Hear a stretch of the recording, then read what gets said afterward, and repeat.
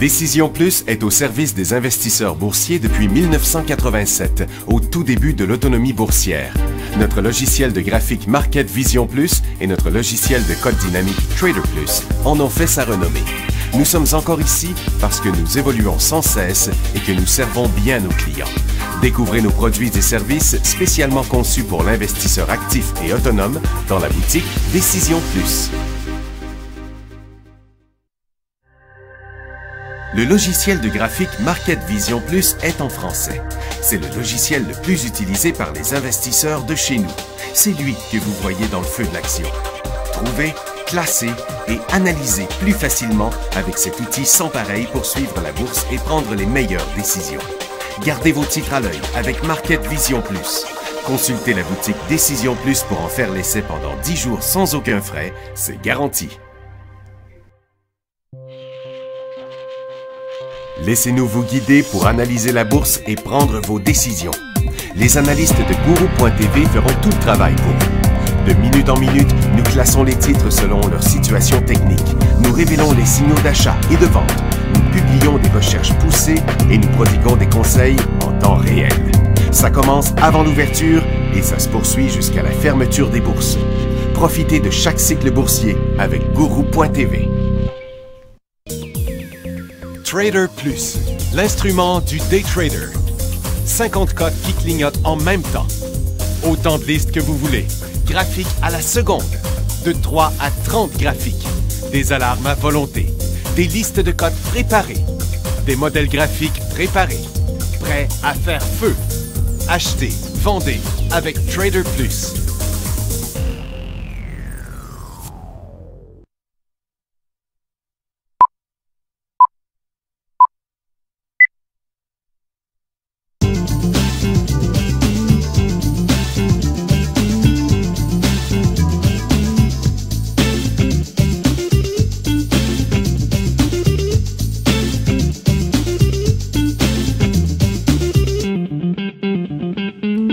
Bonjour tout le monde, bienvenue dans le feu de l'action mardi le 21 juillet 2015.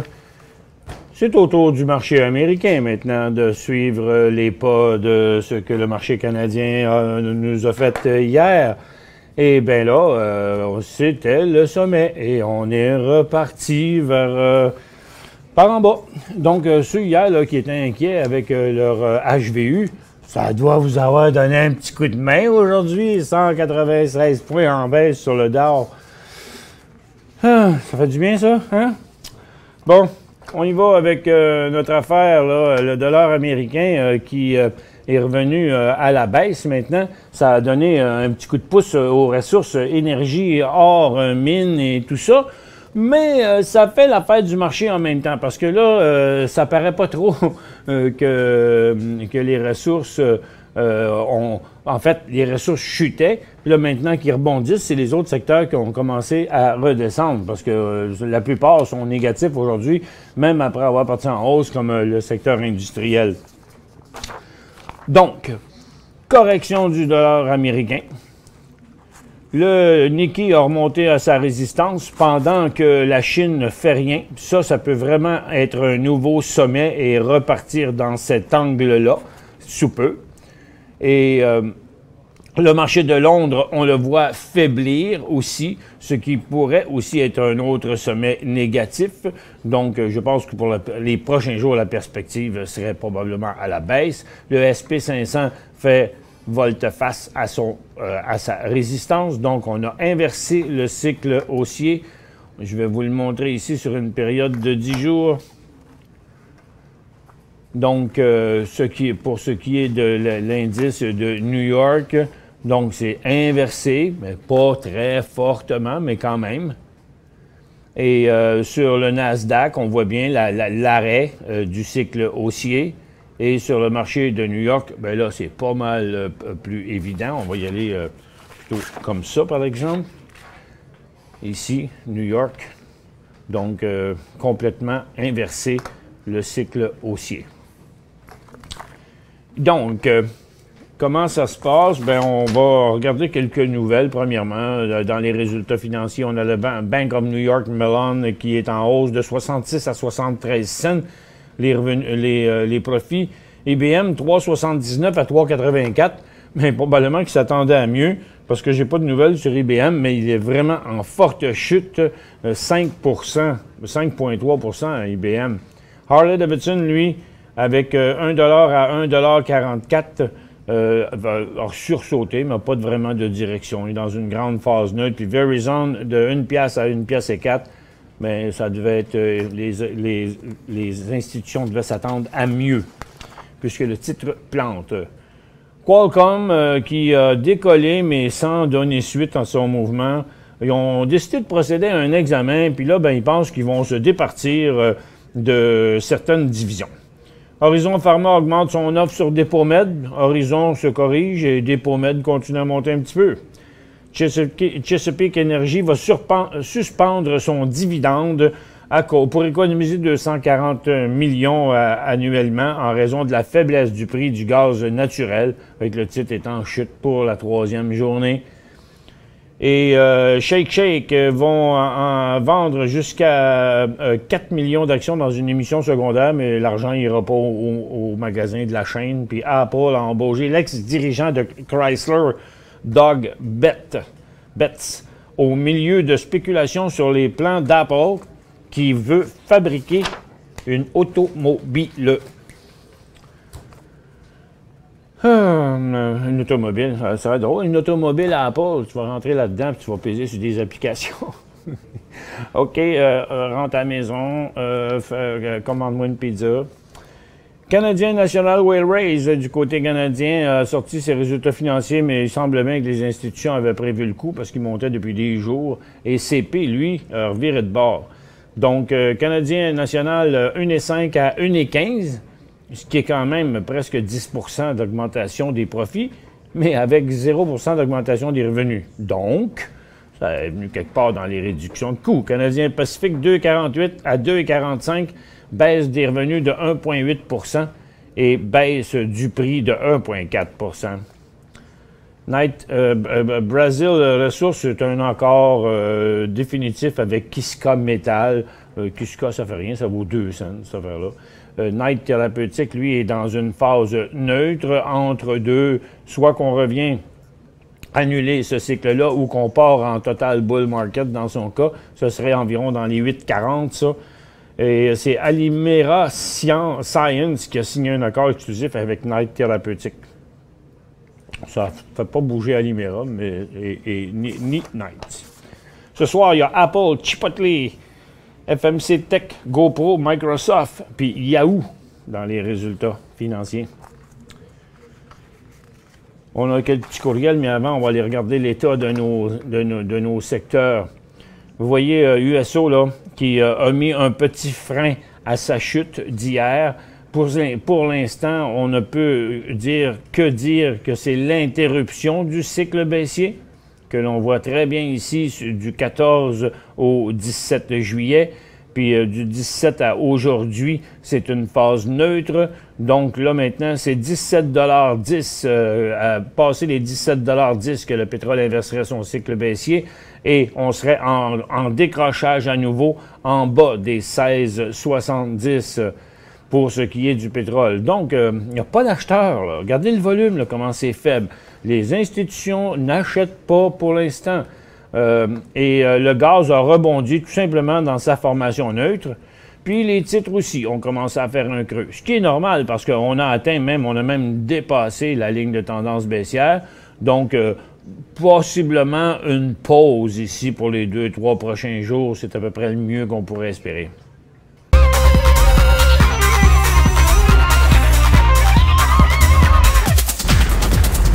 Pendant le prochain commanditaire, on va vous passer un petit examen pour tester vos connaissances. On va faire ça pendant la pause. Et puis, on va continuer du côté des orifères. On reviendra sur les pétroles à vendre, mais comme vous pouvez voir, là, le rebond qu'on a ici, bien, la plupart, ce sont les titres qui ont beaucoup chuté, qui rebondissent. Mais certains titres qui avaient commencé à chuter hier ont continué à descendre. On fera le tour tantôt. Je vous donne en exemple ici, Enseigne Energy Service. Là. Bon, l'or. aussi on rebondit. Mais on peut pas s'attendre à moins que ça, là. Dans une descente vertigineuse comme ça, on parle d'un petit rebond et puis c'est pas fort. Regardez là, c'est complètement, c'est même très faible. Donc, à passer les 106,50, l'or inverserait son cycle baissier, mais à 105,50, on piquerait du nez encore. Et notre MACD ici, il ne voit pas l'affaire très, très positive en restant en dessous de sa ligne médiane, là, même prête à revirer de bord. Là. Oups! Techniquement parlant, les oscillateurs ont l'air à dire qu'il ne faudrait peut-être pas sauter sur cette occasion-là, qui n'est peut-être pas une occasion, mais on finira bien par le voir. Ici, on a l'indice des titres aurifères. Si on le regarde en intra-séance, vous voyez, c'est possible que le cycle baissier, là, très, très, très prononcé ici, s'inverse. Mais on le verrait facilement lorsqu'il traverserait ici. Je vais mettre un petit peu moins de données. On devrait être capable de le voir quand même assez bien. Vous voyez? Donc, c'est 127, c'est 128, 128, 50 à peu près le point d'inversement du cycle baissier. Donc, tant qu'on ne touche pas à ça, là, je ne pense pas qu'on devrait, même à court terme, essayer de jouer l'or à la hausse. Donc, le point il est très facile à identifier ici sur un graphique en 5 minutes, là. C'est environ 128, 128, 50. Et puis, les mines, maintenant, même chose. On rebondit après 5 jours de baisse. On semble vouloir établir un creux puisqu'on a annulé totalement la cote d'hier et même, en fait, elle a commencé ici, la cote d'hier, là. Donc, on est revenu. Donc, descente, remontée. Donc, on est dans une phase neutre maintenant du côté des mines. Dans les autres secteurs, il n'y a plus de secteur haussier à Toronto. Dans les secteurs baissiers, on attend avant de se prononcer sur les matériaux, les aurifères et les minières qu'on passe vraiment ce mouvement-là que je vous montrais tantôt, là. Mais à toute fin pratique, ça sent la pause. Au minimum, on a un point d'arrêt du cycle baissier. On n'a pas de nouveau cycle haussier. Ils sont pas... Peut-être qu'en après-midi, on va déclarer ça neutre, vraiment dans une phase neutre, donc entre deux cycles. Pour l'instant, ça semble vouloir être un support sur ça. Et l'énergie, c'est pareil, tandis que les services financiers demeurent baissiers, les télécoms viennent de passer baissiers, les services aux collectivités demeurent baissiers et la consommation discrétionnaire est passée baissier ce matin. Donc, il reste maintenant que quelques secteurs qui ne sont pas décrochés, mais la santé met de la pression à la baisse, pourrait partir en correction. La consommation de base ne veut pas rebondir, donc pourrait aussi passer en correction ici. Et le secteur industriel qui refuse aussi d'aller plus loin pourrait suivre le reste du marché. Donc, on a la moitié des secteurs baissiers et l'autre moitié des secteurs sur le bord de le devenir. Ça fait que comme point d'entrée sur le marché, c'est pas recommandable dans le moment. J'ai quelques courriels ici. On va ouvrir la barre de questions aussi tantôt. On se prépare à lancer le sondage, hein, s'il vous plaît, pendant la pause qui approche. Pas le sondage, mais le petit examen. J'avais un sondage, on a un petit problème technique avec. On va vous le passer demain. Et j'ai ici un courriel de Jean qui dit « Bonjour Michel, j'ai HCG 700 actions payées 42,94. HCG. C'est ça? HCG, oui. Payé 42,94. Ouch! 42,94, c'est dans ce coin-là, ça. C'est dans ce coin-là, là. 42,94. Tiens, je vais mettre ça, c'est 43, là. Fait que donc, c'est quelque part sur cette ligne-là. Ouais, je comprends que ça a été rough, hein, quand il a planté ici. Vous avez hésité. Puis là, maintenant, oui, qu'est-ce qu'il y a? Par rapport à la diminution d'hypothèques dans l'Ouest canadien. C'est par rapport aux diminutions d'hypothèques dans l'Ouest canadien que ce titre-là a planté. Merci beaucoup, Chris. OK. Ce serait une baisse des ventes d'hypothèques, dans le fond, dans l'Ouest canadien. Là Home Capital Group, au moins, a arrêté sa chute. Il est stabilisé présentement. Puis tout ce que je peux vous dire là-dessus, mon cher Jean, c'est que en dessous de 31 $, à 31 $, à 31,15, 31,20, il y aurait un autre signal de vente là-dessus. Puis avec une chute comme on a vécu là, on vous envoie le sondage pendant la pause, l'examen pendant la pause. Amusez-vous. Pour rejoindre Michel Carignan et son équipe par courriel, écrivez à michelcarignan@decisionplus.com. 5 bonnes raisons de gérer vos investissements avec Banque Nationale Courtage Direct. Des frais de commission fixes à 9,95 en tout temps pour tous les clients et à partir de seulement 6,95 si vous êtes un investisseur actif. Aucun frais d'administration annuel si vous détenez plus de 20 000 $ dans vos comptes. La possibilité d'ouvrir des comptes enregistrés en devise américaine. Des outils performants afin de faciliter vos prises de décision. Un service à la clientèle primé et un niveau de satisfaction parmi les plus élevés de l'industrie. Pour en savoir plus, visitez le bncd.ca ou appelez-nous dès maintenant. Décision Plus est au service des investisseurs boursiers depuis 1987, au tout début de l'autonomie boursière. Notre logiciel de graphique Market Vision Plus et notre logiciel de code dynamique Trader Plus en ont fait sa renommée. Nous sommes encore ici parce que nous évoluons sans cesse et que nous servons bien nos clients. Découvrez nos produits et services spécialement conçus pour l'investisseur actif et autonome dans la boutique Décision Plus.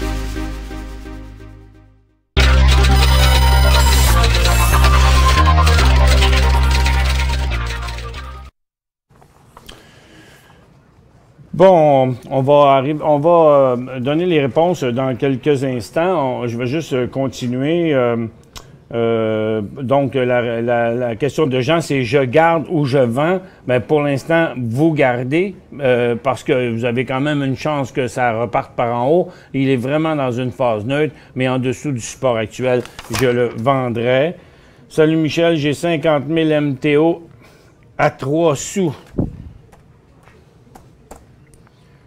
Puis là, ben, il vaut 5 sous. S'il vous plaît, me conseillez, la baisse subite du prix de l'or hier n'est pas attribuable aux Chinois, mais bien au COMEX, car les 4 premières secondes, à 9h30, ils ont fait passer l'or de 1131 à 1102. Oui, mais il y a des raisons pour lesquelles ils ont fait ça aussi. Ben, je ne veux pas m'embarquer sur ce terrain-là. C'est tellement complexe. C'est les raisons qui font bouger ça. Mais votre MTO à 3 sous, ben là, dans le moment, il y a des acheteurs à 4,5, puis il y a 1 619 000 lots à vendre à 5,5. Ça fait que vous pourriez, de 3 à 5, c'est un gros pourcentage, vous pourriez en flocher quelques milliers, là. On est prêt pour les résultats? Bon, allons-y donc d'abord pour les résultats, là, tout de suite. À la première question. La première question, qu'est-ce qu'un dividende? Le revenu par action versé aux actionnaires, le profit réalisé par l'entreprise ou autre? Bien, 100% des répondants ont eu raison. Bravo, bravo, bravo. À la deuxième question, qu'est-ce qu'une obligation? Une part de capital d'une entreprise, une part d'un emprunt émis par une entreprise, un pays ou autre, ou une part d'un fonds de placement. Il y a 0 personnes qui ont répondu la première réponse. 62% ont eu la bonne réponse, qui est une part d'un emprunt émis par une entreprise. Et il y a 37 personnes qui se sont fait attraper par une part de fonds de placement. Et ensuite, la troisième question, qui a créé l'indice Dow Jones? 25% Edward Dow et Charles Jones. Non, c'est l'inverse. 75% quand même ont eu raison avec Charles Dow et Edward Jones. Et savez-vous en quelle année ça a été créé, le Dow Jones? Réfléchissez, je vous donne la réponse dans quelques secondes. Et c'est en 1884. Et, oups, j'ai perdu le sondage parce que, faut que tu me le remettes. Ah, merci. Je l'ai encore devant moi maintenant. D'où vient le nom Wall Street? 0% on dit le nom d'un mur construit par les Hollandais. 0% on dit le nom de la façade de la Bourse de Londres. Et 100% on dit d'un nom de rue à New York. Vous êtes tous dans les patates. Parce que c'est le nom d'un mur construit par les Hollandais. C'est fort, hein? On vous a-tu eu rien qu'un peu? Et puis là, y avait-tu une dernière question? Non, c'était tout. OK. J'espère que vous avez eu du plaisir à faire ça. Frédéric ici demande Prometic Life Science, PLI. PLI. On vend ou on garde? Mon prix d'achat est très bas et date de plusieurs années, depuis 1997. Mais je me demande s'il est temps de vendre, car il me reste considérant... Ce qu'il me reste considérant aussi le TSX qui drop. Oui, mais lui, il ne drop pas. J'ai déjà pris plusieurs profits depuis 2 ans. Bon. Donc, mon prix moyen est de 12 cents, il m'en reste 40 000. Ben... ça pourrait... vous allez vous en mordre les doigts le jour où à 40 000 actions, que le stock va se ramasser à 5 $ ou à 10 là, hein? Regardez, il n'y a rien de négatif sur le titre. Il n'a jamais inversé sa tendance. Vous avez ça à 17 cents. Donc, je comprends que nous autres, on est dans l'analyse technique puis on est dans le court terme. Mais de temps en temps, il y a aussi le long terme. Puis quand on est aussi bien orienté dans une compagnie comme vous l'êtes dans celle-là, au prix que vous l'avez payé, regardez, au moins, je vendrai pas, à moins qu'on vienne briser des affaires, comme au moins qu'il tombe à 2,25 à court terme, ou encore qu'il viendrait briser son 2 $. Là, vous allez me dire, ouais, mais là, je vais perdre 50 cents. Oui, mais vous avez la chance d'en faire beaucoup, puis vous ne seriez pas à perte non plus. Moi, je le garderais. Moi, je le garderais. Frédéric, parce que, écoute, c'est de la dynamite, cette affaire-là. Ils ont du potentiel là, dans ce qu'ils font. D'ailleurs, ils ont pas mal fait leurs preuves jusqu'à date. Que penses-tu... puis vous pourriez vous mettre un stop aussi, hein? Que penses-tu de l'achat de SAP et Jean Coutu? Ouf, SAP, ça va pas planter, ça? Ben oui. Non, là, pour l'instant, ils sont dans le fromage par-dessus sa tête. Écoute, le fromage sent pas trop bon, là, parce que, écoute, regarde, ça descend, là, c'est une tendance baissière. Puis en plus, le titre, il est comme approche de sa tendance à long terme. C'est un peu fatigant de le voir orienté de ce côté-là. Il a inversé celle-là, puis là, ben, j'en me fais peur qu'il n'ait pas inversé celle-là. On va vous dire quoi faire. Honnêtement, là, regarde, vous voulez acheter ça, au moins, attendez qu'il vire de bord. Parce qu'il n'a pas viré de bord. Fait qu'attendez qu'il mette le cap au nord, là, puis quand le capitaine du bateau va dire « OK, on part. » 3,30 et 75. Donc, on achèterait ça. Et Jean Coutu, PJC.A. La souris vient de prendre une débarque. PJC.A. Non. Écoute, là, regarde, c'est comme...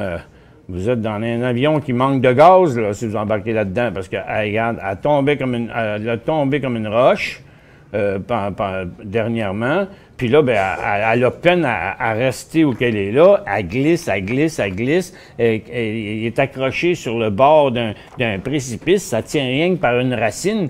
Ben, encore une fois, la même chose. Puis même encore là, regardez, on l'achèterait ici, là, ce serait vraiment une petite shot à court terme, 20 $, 22, là, 20, 23, parce que pour l'instant, le temps au moins qu'il inverserait pas, puis encore là, ce serait un cycle baissier d'une tendance haussière. Mais au moins, passer les 20 $ et demi à la hausse. Là. Minimum.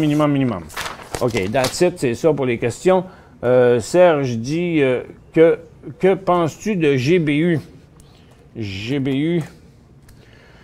Gabriel Resources, ben, il se tient pas pire considérant ce qui est arrivé dans les ressources, mais on revient après la pause là-dessus.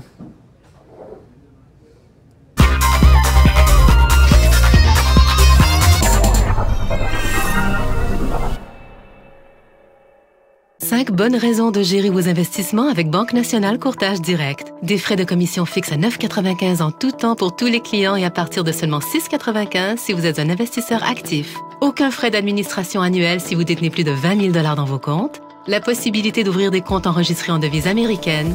Des outils performants afin de faciliter vos prises de décision. Un service à la clientèle primé et un niveau de satisfaction parmi les plus élevés de l'industrie. Pour en savoir plus, visitez le bncd.ca ou appelez-nous dès maintenant.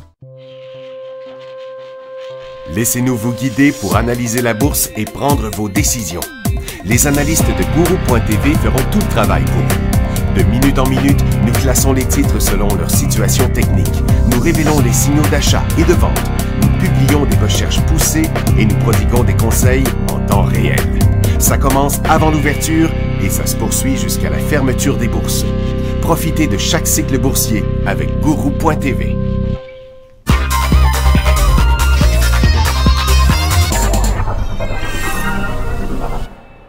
Bon retour, mesdames et messieurs.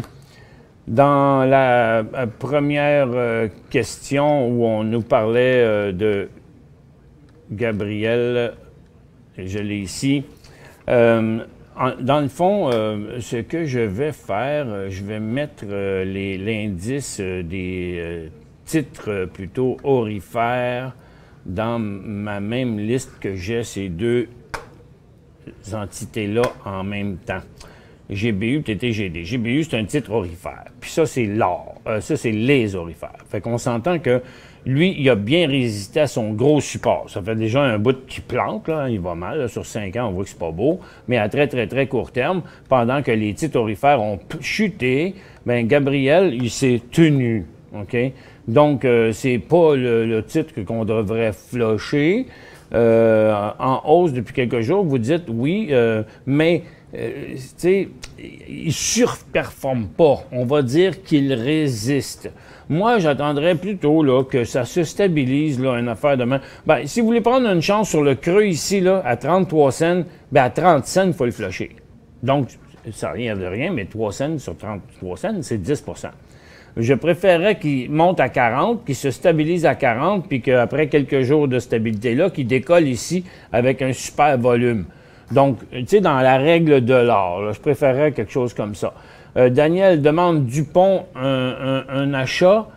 Donc, Dupont US achat 100 à 60,44. Oups, OK. Vendre, vous avez payé 60,44. C'est où vous avez payé ça à 60,44? Quelque part ici. Pendant que vous avez pensé que c'était un creux là, vous avez voulu l'acheter. Mais là, moi, je ne flasherai pas ça tout de suite. Regardez, il n'est pas lettre, là. Premièrement, son creux était ici. Puis là, il a arrêté de se tenir sur son creux là, ici. Maintenant, il est sur un creux un peu plus haut, là, ici. OK? Puis on dirait bien que, regarde, je vais vous montrer un graphique intra-séance, ça va être encore assez visible. Ça, c'est le petit pic qu'il a fait aujourd'hui. Bon, pour l'instant, je dirais tu sais, c'est un titre quand même à 60$, là. Fait que je le laisserais venir à 70$, là. C'est 40 cents sur 60$ de plus, là, 30 cents même, là. Puis là, quand il décollerait dans les 60 écarts, donc il se mettrait vraiment la face, là, le nez ou la tête au-dessus de tout ça, là. Comme parti vraiment par là. Puis encore là, ça ne sera pas un long shot, ça va être une shot à court terme, parce que les lignes de tendance baissière sont là, puis son potentiel serait comme jusqu'à 65, là. Fait que donc, on parle d'un stock qui serait comme 61, 65, 4$ sur 60. OK? Donc, un 7% possible à aller chercher là-dedans. Je trouve ça un peu risqué pour l'investissement. Acheter sans action de HGC le 8 juillet. HGC. HCG, je pense. HCG. Je fais toujours cette erreur-là. Home Capital Group, bon, ben, c'est un peu la même question que tantôt. Le 8 juillet 2015, 8 juillet. Ouch! Ouch! Ouch! Bon, ben, même réponse que l'autre personne tantôt, Léo. Pour l'instant, on conserve parce qu'il a l'air à vouloir repartir par là. Mais si jamais il venait qu'à planter à 31$, personnellement, je flasherais ça, puis j'attendais de voir si vous voulez le racheter au moins où il va arrêter. Il ne va pas faire un autre bout par en bas. Loulou demande, est-ce que la baisse actuelle des titres de ressources sur le TSX est attribuable à la baisse du dollar canadien? Pensez-vous qu'on a atteint le fond du baril? Bien, c'est plus par rapport à la force du dollar américain, mais de plein de choses aussi, là. À cause de l'inquiétude qu'on a eue en Grèce, à cause de la peur de la hausse des taux d'intérêt, à cause de la bonne performance du marché américain, à cause de la mauvaise performance du marché canadien. Et toutes ces raisons font ça. Est-ce qu'on a atteint le creux du baril? J'aimerais ça vous dire oui, mais regarde, le fond du baril n'a pas l'air tellement solide. C'est ça mon problème. OK? Pour l'instant, il ne faudra pas sauter dans le baril. Tu sais? Non, moi, je dirais toujours, c'est sûr qu'une grosse chute, ça provoque souvent une grosse remontée. Mais c'est justement qu'elle ne soit pas là, moi, je trouve ça pas mal énervant. Pas sûr qu'on a atteint le creux du baril encore. Mais quand je vais voir que c'est hot, puis que là, regarde, les odds sont sur notre bord parce que c'est en train de virer de bord, vous savez, je vais vous le dire. Achat IT. Non, c'est WCP. C'est Marc qui dit WCP. CP. White Cap Resources. Bon moment pour vendre à découvert WCP. Non. Écoutez, on va vendre à découvert lors dans des situations survendues. Là. Quand ça revire de bord à partir de... ou que ça brise un gros support comme ici, là ça aurait été bon. OK?